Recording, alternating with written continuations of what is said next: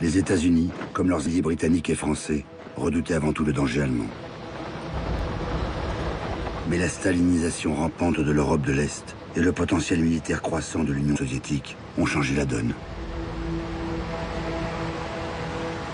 En mars 1947, un an après le discours de Churchill à Fulton, Harry Truman prononce devant le Congrès le discours qui va bouleverser le visage de l'après-guerre.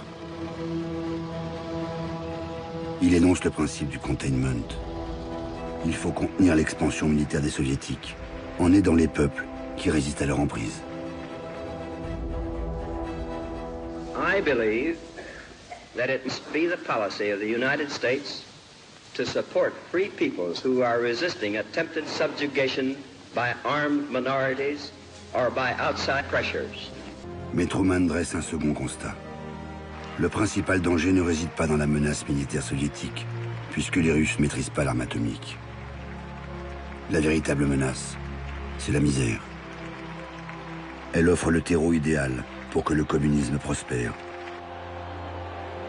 Car en 1947, les peuples sont à bout de force. Les économies peinent à se redresser. En Italie, en France, des millions de personnes sont encore mal logées et le pain est toujours rationné.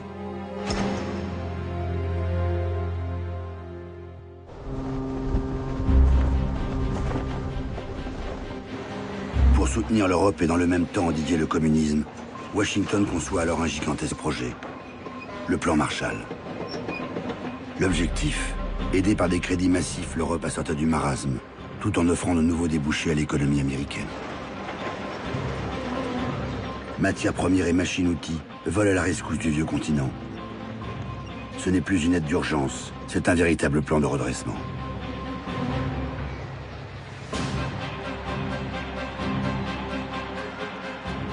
Staline comprend que ce programme pourrait fragiliser sa domination sur l'Europe de l'Est. Il interdit aux pays placés sous sa coupe d'accepter l'offre de Washington.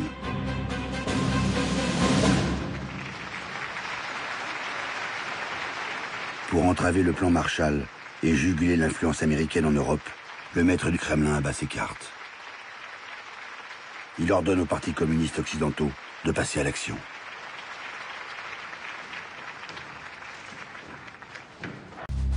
Les communistes n'ont pas réussi à entraver le plan Marshall. Les millions de dollars de l'oncle Sam relancent les économies du vieux continent. Des infrastructures sortent de terre. L'agriculture renoue avec ses rendements de l'avant-guerre, puis les dépasse. Les Américains font le pari de restaurer l'économie allemande.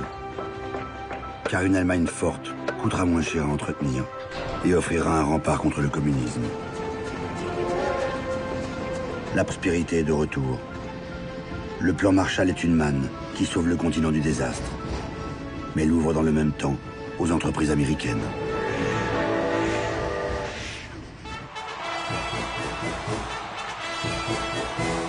Pour stopper l'avancée du capitalisme, Staline impose sa méthode. L'heure est à la fusion-acquisition, made in Moscou. Le maître du Kremlin avait encouragé les communistes à participer au gouvernement. Désormais, ils doivent éliminer les partis avec lesquels ils s'étaient associés et s'emparer seuls du pouvoir. C'est le début du parti unique.